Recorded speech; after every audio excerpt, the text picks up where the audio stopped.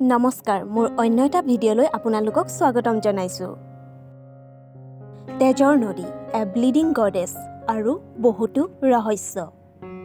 মানুহে কয় ভাৰতত পিৰিয়ডছক এক দেৱৰ নিচিনাকৈ চোৱা হয়, কিন্তু এইখন ভাৰততে আকৌ মহিলাসকলক পূজা কৰা হয়। এয়া অকল কোৱা কথা নহয়, ইয়াৰ প্ৰমাণো আছে। চমৎকাৰ ৰহস্য আৰু শক্তিৰ এক এনেকুৱা ৰহস্যময় মন্দিৰ যিটো আছে গুৱাহাটীত, য'ত এফালে দেশত ছোৱালীসকলৰ পিৰিয়ডছৰ সময়ত পাকঘৰ, মন্দিৰ আদিৰ পৰা দূৰত ৰখা হয়, শুবলৈও বেলেগকৈ বিচনা কৰি দিয়া হয়। ঠিক তেনেকৈয়ে অসমৰ কামাখ্যা দেৱী মন্দিৰত দেৱীৰ দিব্যজোনীক পূজা কৰা হয়।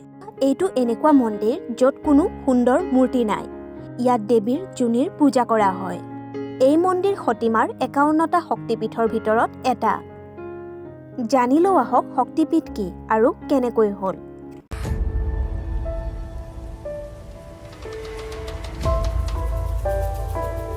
মা সতী, যিয়ে ভগৱান শিৱক অত্যন্ত ভাল পাইছিল, দিনে ৰাতিয়ে ভগৱান শিৱক পাবলৈ তপস্যাও কৰিছিল।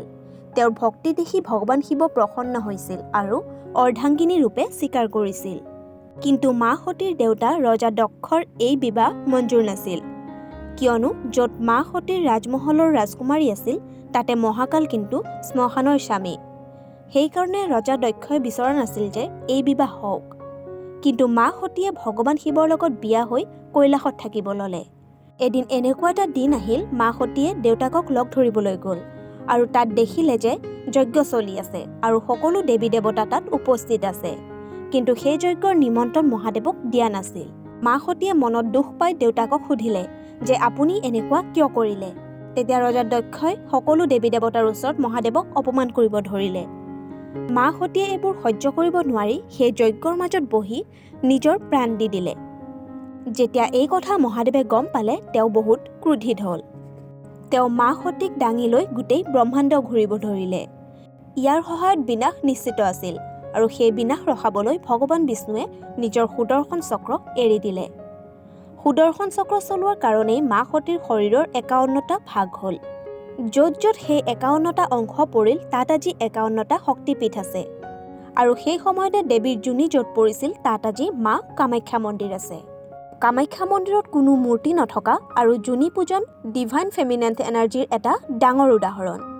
প্ৰত্যেক বছৰে কামাখ্যা মন্দিৰত অম্বুবাচী মেলাও হয়। প্ৰত্যেক বছৰ জুন মাহত ৩ দিনৰ কাৰণে মন্দিৰৰ ওচৰত থকা পাহাৰৰ পৰা ওলোৱা ব্ৰহ্মপুত্ৰ নদীৰ পানী ৰঙা হৈ যায়। মনা হয় যে প্ৰত্যেক বছৰ জুন মাহৰ এই ৩ দিন মাৰ মেনষ্ট্ৰুৰেল চাইকেল অৰ্থাৎ মাহেকীয়া হয়। সেইকাৰণে মন্দিৰৰ ওচৰত বোৱতী নৈৰ পানী ৰঙা হয়। ৩ দিনৰ কাৰণে দেৱীমাৰ দৰ্শন বন্ধ কৰি দিয়া হয়। মনা হয় যে দেৱীমাই এই ৩ দিন মাত্ৰ বিশ্ৰাম কৰে। এই মন্দিৰ অকল ৰহস্যৰ কাৰণেই নহয়, আৰু এটা কাৰণেও জনাজাত। সেইটো হৈছে তন্ত্ৰবিদ্যা। তন্ত্ৰ এটা স্পিৰিচুৱেল প্ৰেক্টিচ হয়, য'ত আত্মাক পৰমাত্মাৰ সৈতে মিলন কৰাৰ চেষ্টা কৰা হয়। কামাখ্যা মন্দিৰত পোৱা সেন্দুৰৰো বহুত মান্যতা আছে। এই সেন্দুৰ দেৱীক দিয়া হয় আৰু ইয়াক তন্ত্ৰবিদ্যাৰ কাৰণেও বহুত গুৰুত্বপূৰ্ণ মনা হয়। এয়াই আছিল কামাখ্যা মন্দিৰৰ ৰহস্য।